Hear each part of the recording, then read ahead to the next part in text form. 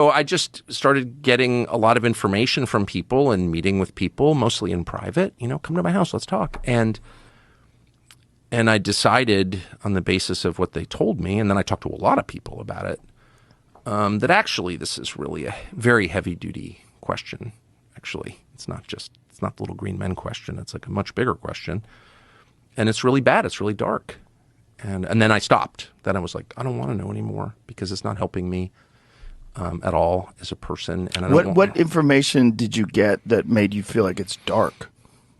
Well, it's so dark. Well, first of all, the deception is always bad. Like lying is bad in it.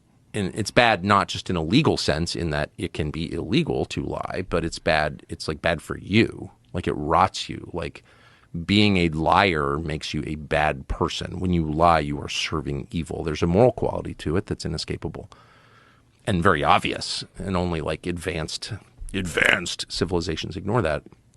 Lying is bad.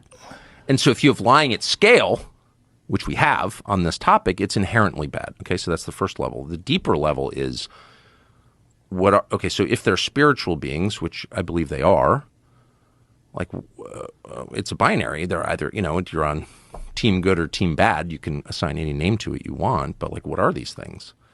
Are they good or bad? And I think some of them are bad.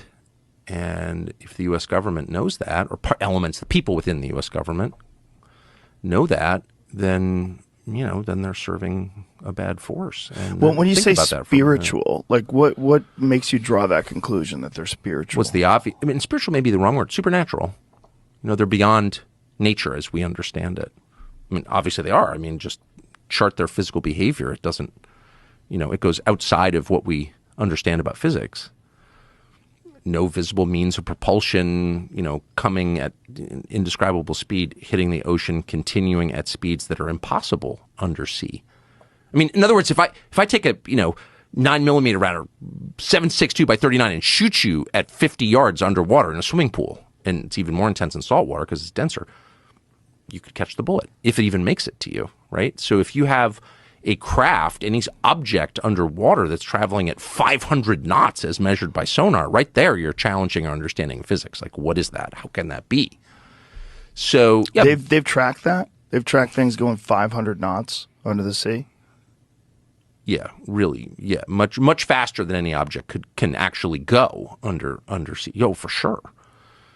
Oh yeah, there's a lot of stuff going on underwater, and a lot.